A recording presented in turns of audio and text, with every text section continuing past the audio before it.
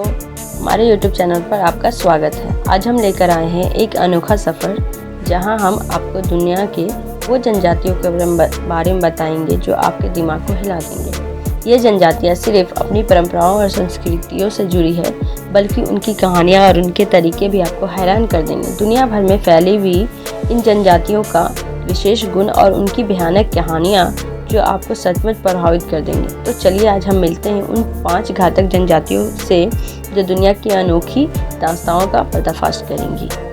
जातियाँ New Guinea के अज्ञात और अनसुने आदिवासी समुदायों में से एक है। इनके बारे में विस्तृत जानकारी की कमी है और उनका संपर्क बाहरी दुनिया से अधिकांश वक्त विलुप्त ही हो जाता है। इस आदिवासी समुदाय की संख्या का सटीक आंकड़ा नहीं पता है, लेकिन विशेषज्ञों का कहना है कि वे बहुत कम ही हैं। याफे जनजाति के लोगों का जीवन अपने स्वाभाविक पर्यावरण से संचालित होता है।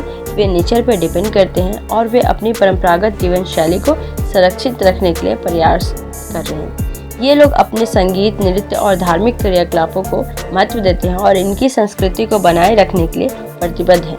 याइफा जनजाति का जीवन उनके धार्मिक और सामाजिक क्रियाकलापों से परिपूर्ण होता है। वे उनके समुदाय के विकास और संरक्षण में महत्वपूर्ण भूमिका निभाते हैं। याइफा जनजाति के बारे में विस्तृत जानकारी का अभाव होने के कारण उनके संगठन, संस्कृति और संगीत के बारे में बहुत कुछ अज्ञात है।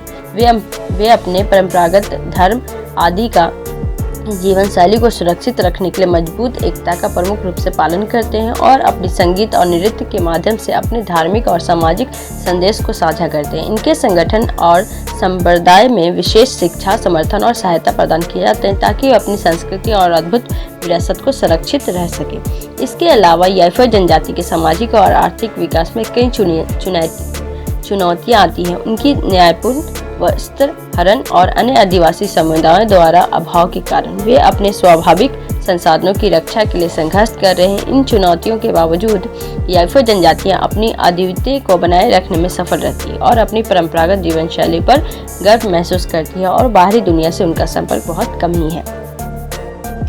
इथोपिया के आदिवासी समुदायों में से एक है जो मुख्य रूप से ओमो नदी के उपतल में निवास करती है। यह जनजाति अपनी परंपरागत जीवन शैली और सांस्कृतिक विरासत के लिए प्रसिद्ध है, जिसमें उनके अनेक खास रूप से डिजाइन किए गए गोडेल, छोटे से लंबे अलंकृत खंड और शीर्षकर्ता निकट लोगों के बीच व्यवहार के महत्वपूर्ण क्षेत्र है। सूरी लोग अपने लंबे, डार्क, घने बालों और आकर्षक स्वभाव के लिए जाने जाते हैं। उनकी परंपरागत पहनावे, जिसमें गहने, बीड़े और प्रत्येक अंग के लिए विशेष रूप से डिजाइन किए हुए श्रृंगार शामिल है, उनकी विशेषता को और भी बढ़ाते हैं। इन लोगों की परंपरागत जीवन शैली मुख्य रूप से पशुपालन और खेती पर आधारित है। वे प्रमुख रूप से खासों, गोटों और चिड़िया घरों का पालन करते हैं, जो उनके आजीविका का मुख्य स्रोत है। सूरी समुदाय के लोग आदिवासी समुदायों के रूप में उनके परंपरागत संगठन और आधारित जीवन शैली के लिए गर्व महसूस करते हैं। इस समुदाय की सबसे विशेष बात उनकी सामाजिक संगठन है।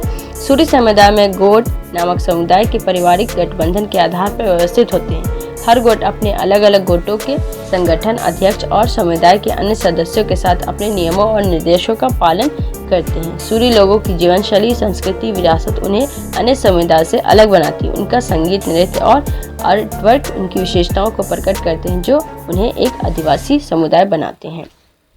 तो मामी जनजाति अमेजन वर्षावन के गहरे अंधकार में बसी हुई प्राचीन संस्कृति की एक रोचक और उदास कहानी प्रस्तुत करती है। ब्राजील और वेनेजुएला की सीमाओं के बीच फैली हुई यानो मामी लोग लंबे समय से निवास करते हैं। उन्हें प्राचीन भूमि में गहरी जड़ें रखकर उन्हें पुराने तरीके के जीवन जीने का तरीका का पालन करते हैं।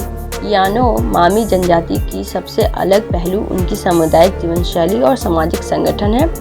वे शाबो नो नामक बड़े सामुदायिक घरों में रहते हैं, जहां कई परिवारों का संग होता है, जो साझेदारी और संबंध की गहरी भावना को बढ़ाता है। इन गांवों में वे शिकारी, मछली पकड़ने और बागवानी जैसे आजीविका के रूप में काम करते हैं, जो उनके जीवन को बनाए रखने के लिए वन्य जीवन की धरोहर का उपयोग करते हैं। हालांकि उनकी संवेदनशीलता और अनुकूलता के बावजूद यानोमामी जनजाति को अपने जीवन के तरीके पर कई खतरे हैं। बाहरी दलों द्वारा उनके परंपरागत क्षेत्रों के अतिक्रमण, अवैध खनन, वनों की कटाई और भूमि पर हमले ऐसे ऐतिहासिक क्षेत्रों के लिए महत्वपूर्ण खतरा प्रस्तुत करते हैं। ये गतिविधियां केवल पर्यावरण को नष्ट करती है, बल्कि विदेशी बीमारियों और संघर्षों में भी प्रस्तुत करती है, जो आदिवासी समुदायों को नुकसान पहुंचाता है।